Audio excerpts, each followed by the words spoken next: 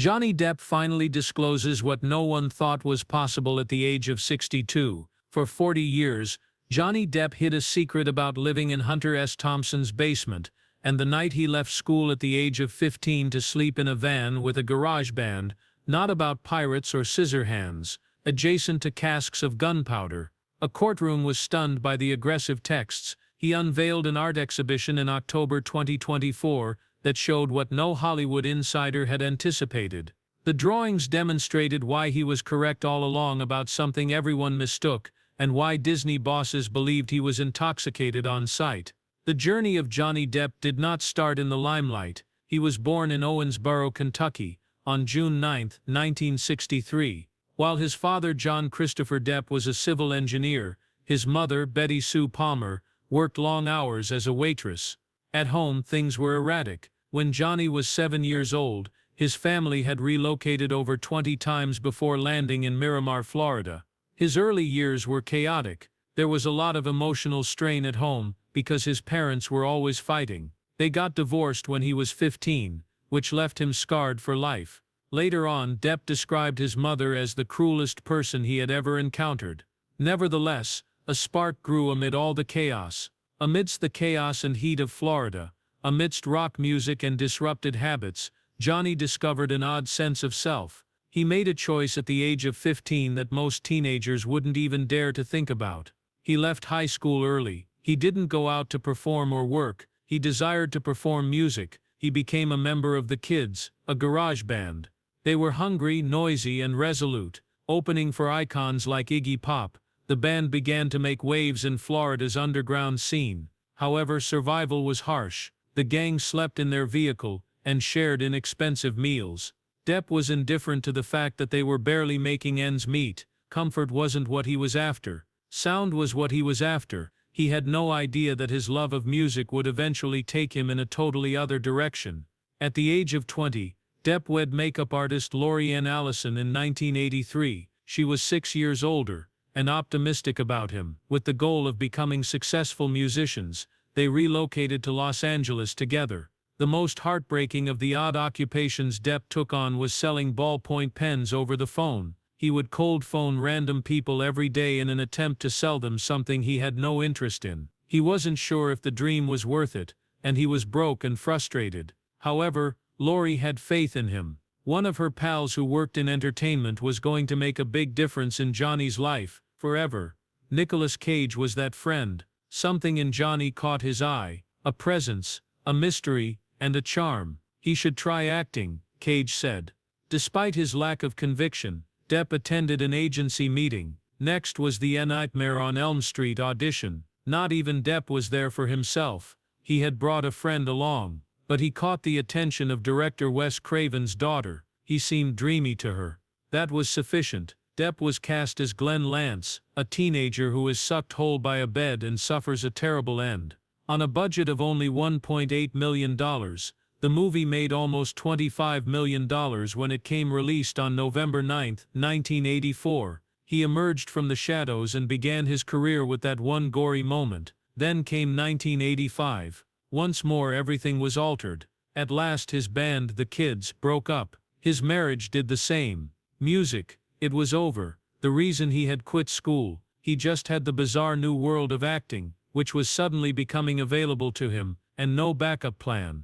It was a cruel decision. Continue following the music that hasn't brought you anywhere, or take the uncharted territory of cinema. Decided to act. What appeared to be failure will eventually turn into the start of something enormous. He became well known 2 years later. In 1987, he was cast as Officer Tom Hansen, in place of Jeff Yeager in 21 Jump Street. Suddenly at the age of 24, Johnny Depp was on the wall of every adolescent bedroom in America. It wasn't merely a hit program, it was a phenomena of culture. It addressed difficult topics like violence and drugs, and it made Depp a worldwide teen idol. Johnny, however, detested it. He thought he was being marketed and packaged. He thought his character was predictable and flat. It was suffocating. Fame. He began to argue with the producers. He even damaged his trailer in an attempt to get fired.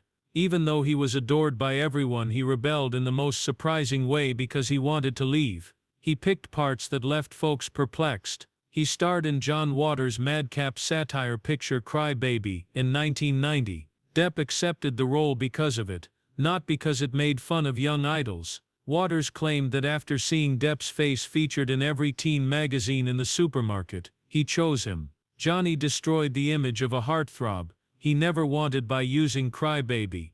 At first, the movie was a failure, earning only $8.3 million on a $12 million budget. However, it developed into a cult classic over time. Above all, it conveyed a clear message. Johnny Depp refused to follow the rules set by Hollywood. He took a step later that year that would change the course of his career. For Edward Scissorhands, he collaborated with director Tim Burton. It was an odd, quiet and intensely emotional role. Depp portrayed a lonely man who only craved love and had scissors for hands. It was a far cry from his previous roles. Both crowds and reviews praised the performance. The movie validated what Johnny had been attempting to prove and earned 4 times its $20 million budget. He was more than just a handsome man. He was a creative person. He avoided everything secure and predictable after that. He declined large offers in favor of characters who were dark, ambiguous, or simply strange.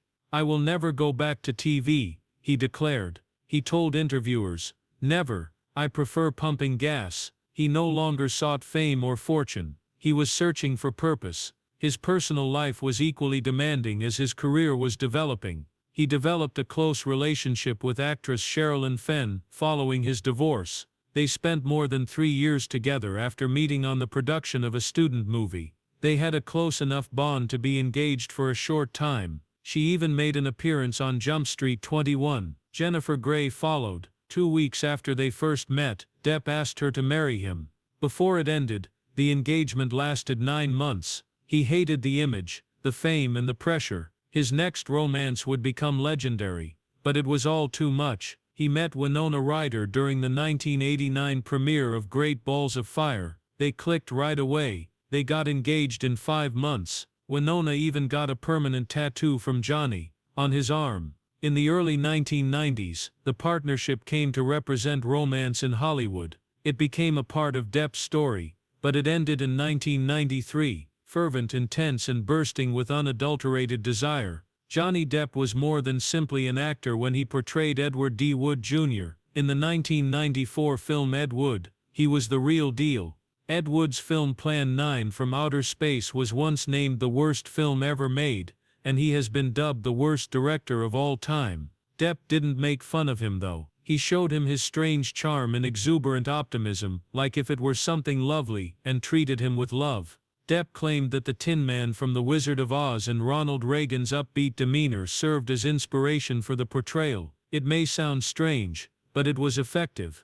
It felt like a love letter to all the weird, misunderstood artists out there, and the film was shot in black and white. It also signals the start of something more significant, his enduring and renowned collaboration with filmmaker Tim Burton. They discovered magic in the darkness together. They collaborated once more on Sleepy Hollow 5 years later. Depp portrayed Ichabod Crane this time, a brilliant but anxious detective attempting to investigate murders in a haunted town. At first, the studio was hoping for someone like Brad Pitt, but Depp had a completely other idea. He desired Crane's softness, awkwardness and even fear of spiders. He also requested a large false nose, drawing inspiration from classic figures like Angela Lansbury and Sherlock Holmes. The outcome was nonetheless distinctive even though the studio rejected the extreme stuff. Crane wasn't a hero. He freaked out and fainted, yet he solved crimes using logic and science. People adored the film because it felt like a terrifying dream thanks to the eerie trees, gloomy fog and Danny Elfman's music. In addition to earning nearly $207 million, the film took home an Oscar for art direction. In 2005, Depp portrayed Willy Wonka in Charlie and the Chocolate Factory, one of his most well-known roles. However, this was not the colorful, entertaining Wonka that they had recalled. Depp's portrayal was emotionless, rigid and pallid. He claimed that children's TV hosts served as his inspiration, and he even modeled the hairdo after Anna Wintour of Vogue. Depp refuted the notion that he resembled Michael Jackson in appearance and behavior. Even youngsters didn't appeal to his Wonka. There was a new twist in the movie. Wonka's tumultuous history with his father, a strict dentist, It was unquestionably more contentious and deeper. There were differing opinions among critics. It was deemed brilliant by some. Others described it as simply unsettling. Whatever people's opinions, the movie made close to $476 million globally. Depp was also nominated for a Golden Globe. No one remembers his interpretation of Wonka, whether they liked it or not. Depp took up another task that year. In Burton's stop-motion animated feature Corpse Bride, he provided the voice of Victor Van Dort. Depp was recording for Corpse Bride at night, while filming Charlie and the Chocolate Factory during the day. It was an emotional, quiet role. His voice alone has to convey Victor's apprehension, compassion, and development. The narrative traced Victor's journey from the world of the living to the world of the dead, drawing inspiration from an ancient folktale. It was simultaneously humorous and depressing. The animation was revolutionary as well. Instead of using film, it used digital cameras, which allowed for faster and sharper shooting. Depp and Burton's Corpse Bride became another success and was nominated for an Oscar. Additionally, it demonstrated that Depp could influence individuals without being observed. Depp returned to the role of the Mad Hatter in Alice in Wonderland in 2010. He and Burton had collaborated so much by that point that it felt natural. Depp's character Hatter was affectionate, devoted, and little insane. At times joyful, at other times devastating. The combination of live action, costumes, and computer-generated imagery gave the film a surreal vibe, and it was successful. The movie was Burton's biggest hit, grossing over $1 billion. They got back together in 2012 for Dark Shadows, in which Depp portrayed Barnabas, a 200-year-old vampire. It was quirky, fashionable, and full of odd humor. Although it wasn't universally praised by critics, it demonstrated the depth of their creative development, from tiny oddball tales to large, outrageous displays. However, Depp's performance in Fear and Loathing in Las Vegas, 1998, was one of the most intense parts he has ever played. In order to portray the irascible journalist Hunter S. Thompson, Depp lived with him in addition to studying him. When they first met in 1994, everything were chaotic. Thompson invited Depp to his residence, where they blew stuff up and fired guns after Thompson used a taser in a club. Later, Depp spent 4 months living in Thompson's basement. It stood close to a keg of gunpowder, was tiny, and was crawling with spiders. Depp drove Thompson's automobile, dressed like him, and even had Thompson cut his head to match his bald patches. He followed him around and recorded hours of their chats. It didn't even seem like Depp was acting when the movie came out. Thompson was his name. It was more than just a film. Depp's ultimate wish, to the tune of Bob Dylan's Mr. Tambourine Man, was to shoot his ashes out of a 153-foot cannon when Thompson passed away, demonstrating the depth of their connection. There was love, lunacy, and complete dedication in that bond. However, Depp's scope extended beyond odd, damaged heroes. He portrayed an undercover FBI agent who infiltrates the mob in the 1997 film Donnie Brasco. It was a true story. Joseph Pistone pretended to be a mafia for 6 years to learn the dangers of that life. Depp studied with Pistone. He or his pals could be killed for a single error. Depp received instruction on how to talk, walk, and think like a mobster. He had to demonstrate the emotional toll as well. His character begins to lose himself because he is torn between his friendship with an Al Pacino mobster and his allegiance to the FBI. The guilt, the lies, the anxiety. Depp's performance was the culmination of everything. It was evocative, nuanced, and profoundly human.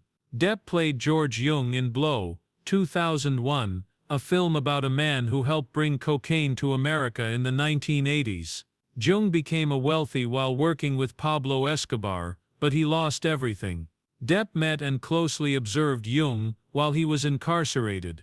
He sought to comprehend Jung's way of thinking as well as his way of living. In order to sound more like the genuine man, he even improvised a few lines. One of the film's most heartbreaking scenes features Jung making a tape for his father. Depp quoted Jung directly. It was a tribute, not merely a performance. Jung's tale was tragic, glitzy and wild. From the highs of prosperity to the lows of losing his family, Depp displayed it all. Depp later claimed to have adored Jung from the first time they met, and they became close friends. Although Johnny Depp was already well known for portraying odd, eccentric characters, he performed something unexpected in 2003. He agreed to play the lead in a Disney pirate film. But he wasn't just a pirate that he brought to the screen. It was anarchy. His speech was slurred, he staggered, and he moved like a rock star who hadn't slept in days when he arrived for the first table read. They all assumed he was kidding. Disney execs were so perplexed that they inquired as to whether he was intoxicated. One of them even believed he was destroying the whole movie. Depp wasn't kidding though. His entire performance was based on the wild guitar style of the Rolling Stones' Keith Richards. He believed that the rock stars of the 18th century were pirates. Richards, too, he was the ideal contemporary counterpart, unpredictable, rebellious, and somehow unaffected. To give Jack Sparrow a strange charm and optimism, Depp even included a touch of the cartoon skunk Pepe Le Pew. He wouldn't soften it. Disney has the option to replace him or accept his version. They didn't take his place. It wasn't simply liked by critics, they were in awe. According to Roger Ebert, it is unique in every way. It was described as a master class in comedic acting by another critic. This bold decision paid out for Depp. He received a Golden Globe nomination, his first Academy Award nomination, and a Screen Actors Guild Award. All of a sudden, the oddball character from independent movies became the face of a worldwide sensation. Then 2006 arrived. When Dead Man's Chest came out, it destroyed everything in its way. It generated $135.6 million in its first weekend in North America alone. No movie has ever done it. It earned more than $100 million in 2 days, $200 million in just 8, and $400 million in 45 days. It generated more than $1 billion worldwide. No one believed that a pirate film could accomplish this, but Jack Sparrow had become the attraction. The third movie, At World's End, was released a year later. It had the most theater openings of any previous movie. More than 4,300 screens in North America, totaling over 11,500. It made around $139.8 million in 4 days. It generated $153 million on day 5. Despite the same release of Shrek the Third and Spider-Man 3, Depp's Pirate dominated the box office. Film made $963.4 million globally by the time film departed theaters. Up until 2022, it was the record for Memorial Day weekend. Jack continued to draw crowds, even when the following sequels slowed down. In the United States, On Stranger Tides debuted with $90.1 million in 2011. On a global scale, however, it was enormous. In one weekend, it earned $256.3 million abroad. At the time, it was the largest international opening. It became the quickest ever Disney film to reach the $1 billion mark globally.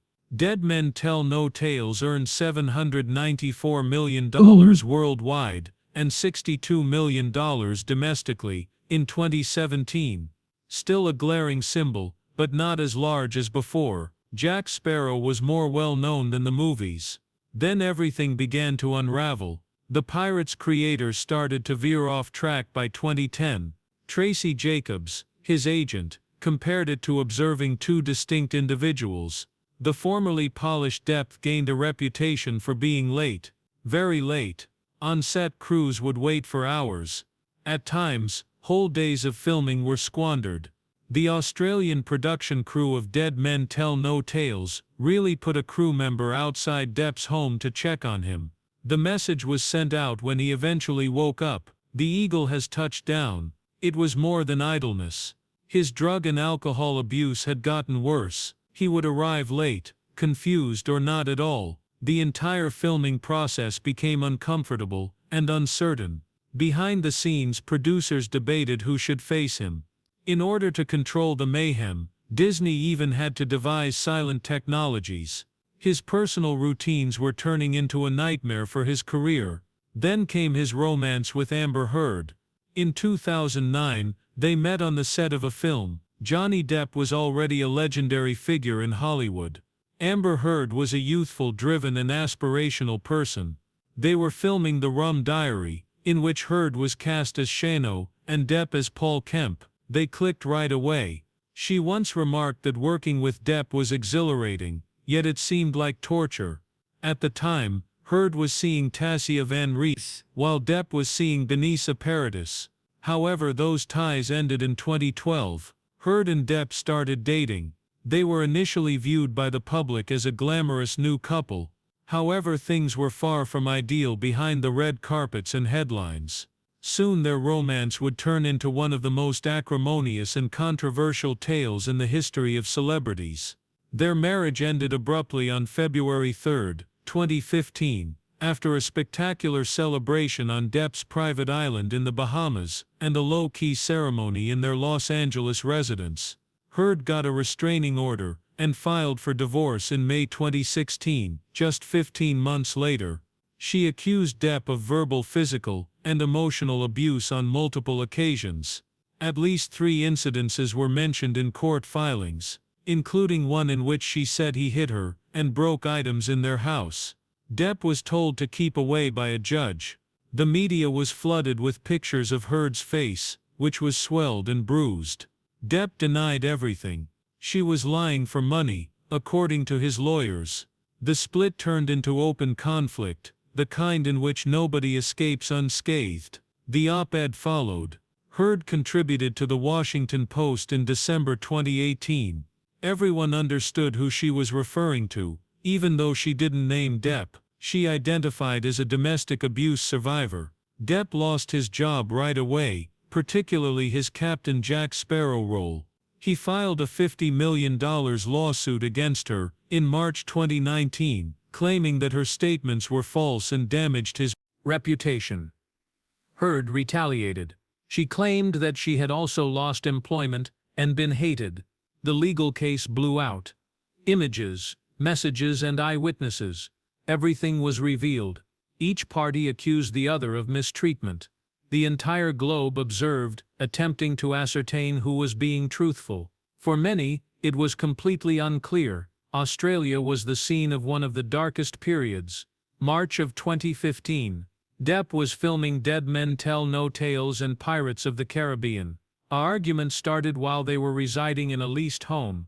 The tip of Depp's finger was cut. Tossed a bottle of vodka at him, he said. His right middle finger was sliced when the bottle broke. There was blood all over. The fingertip was later discovered on the kitchen floor, according to his doctor. Depp underwent surgery. Production ceased. Depp injured himself according to Heard's crew. There were pictures, gruesome, startling. That wound came to represent the turmoil between them. Nobody was able to turn away. In January 2017, their divorce was finalized. Heard agreed to receive $7 million from Depp. She claimed to have given everything to charity. It was then discovered that not all of the money had come from her and that only a portion had been paid. Elon Musk provided some of it. The tale continued even after a non-disclosure agreement was signed. She lied, Depp claimed. Heard insisted she was honest. Their relationship was described as passionate, tumultuous, and based on love in a joint statement. No one was convinced. The legal fights continued, and their reputations were in ruins. New testimony then surfaced. Musk was allegedly paying late-night visits according to staff at the Eastern Columbia building where Depp and Heard resided. Heard frequently phoned down around 11 p.m., according to a concierge, to grant Musk access. The following morning he was observed departing. She was married to Depp at the time. They were seen on the elevator, intimate and near on surveillance film. The building staff denied Heard and Musk's claim that their relationship began after the divorce. It appeared to be treachery, and throughout the trial, it worked directly to Depp's advantage. In court, Depp's private texts were read. They showed how angry he was. He sent his agency abusive messages and referred to Musk as a mollis. He wished for Heard's karma to catch up with her after writing about slashing Musk. The words were harsh and explicit. He acknowledged that he wasn't proud of them, but they depicted a man on the verge of collapse, watching his life fall apart in front of the world. Another revelation was then made by Heard's representative. She told the agent via text that she had never loved Musk after they split up in 2017. She was merely taking up space. She claimed that she needed time to recover from her loss, that Musk served as a diversion. The notion that it was a genuine connection was shattered by these communications. It appeared to be a rebound, and everyone began to doubt everything: her reality, her choices, and her motivations. The money trail followed. Heard had promised to donate the full amount of her divorce settlement to a worthy cause. However, records revealed that Elon Musk gave the ACLU $500,000 in her honor. Then Depp added another bit. Out of the $3.5 million pledged, just $1.3 million was ever delivered. Musk even confirmed he was assisting her in keeping the vow in an email to the ACLU. It took place throughout the court case. It appeared calculated, as though she was attempting to maintain a tidy image. However, the facts began to erode that meticulously constructed narrative. In 2023, Walter Isaacson's book finally exposed the true destructive nature of that relationship. Musk described the relationship as the most agonizing experience of his life. Kimball, his brother, claimed that Heard was a nightmare. She was despised by his family. It was a dark vortex, according to Isaacson. Musk claimed he was emotionally scarred for a long time. However, there were also passionate moments. In order to dress up like Musk's favorite character from Overwatch, Mercy, Heard once spent 2 months creating a unique costume. The love was perverted. "I am frequently a fool, but especially for love," Musk later acknowledged. She still loved him, Heard claimed. "Elon enjoys fire, but occasionally it burns him," she continued. One of the highest-paid performers in Hollywood history was Johnny Depp. He rose to international fame following Pirates of the Caribbean's 2003 smash hit, was receiving $40 million for each Pirates movie, $20 million upfront for each one, plus back-end bonuses, and even $55 million from Alice in Wonderland, which brought in over $1 billion globally. You would assume he was set for life with those figures. However, he startled everyone by filing a lawsuit in October 2017. He said that over almost 2 decades, his business management had wasted $650 million. He brought a lawsuit against the management group. Depp claimed that they recklessly squandered his money, such as by overpaying for security, took out loans without telling him, and failed to pay his taxes. Without a formal agreement, they had collected $28 million in fees over 16 years, or around 5% of his income. He said that they concealed the true severity of the situation, and that he was in serious financial problems by the time he learned about it.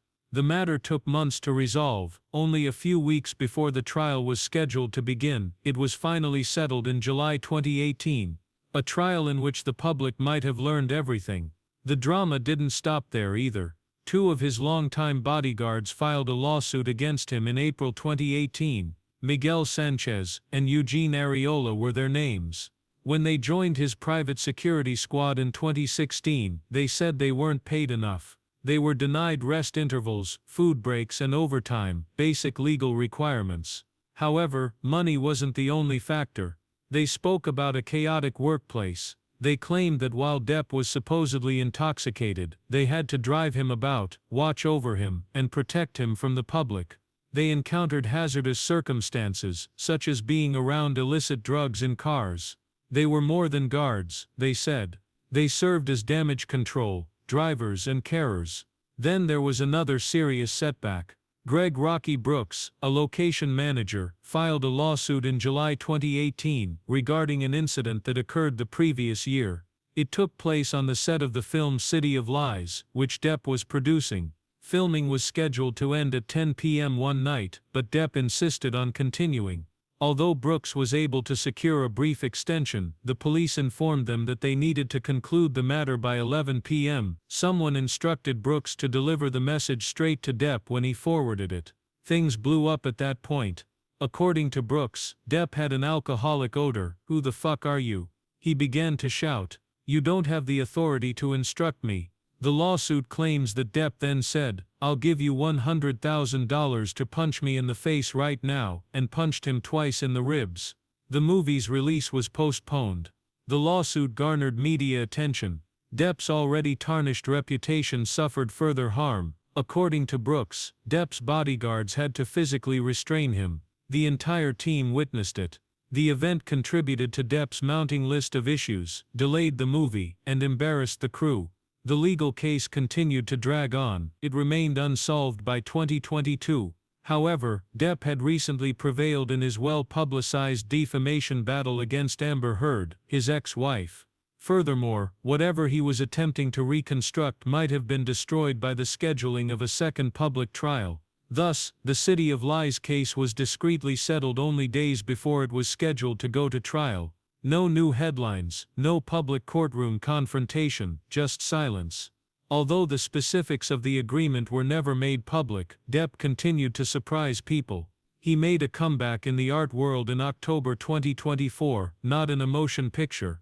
In Manhattan's Chelsea neighborhood, one of the most prestigious art scenes in the world, he opened a solo exhibition titled A Bunch of Stuff. More than 70 original pieces were included, some of which he had painted decades before. The paintings were unvarnished, intimate, and fantastical. Some displayed intense feelings. While some of them were vibrant dreamscapes, taken as a whole, they depicted a guy who had experienced turmoil and channeled it onto paint. In the first week, more than 10,000 individuals showed up. Critics were taken aback by Depp's artwork, which many had written off as merely another celebrity pastime. They witnessed genuine skill. They witnessed accuracy, suffering, and depth. Stars from the art and cinema communities turned out on opening night. Depp was obviously not merely attempting a comeback. He was attempting to reconstruct both his identity and his image. As an artist who was at last in charge of the narrative he wished to tell, not as a fallen star,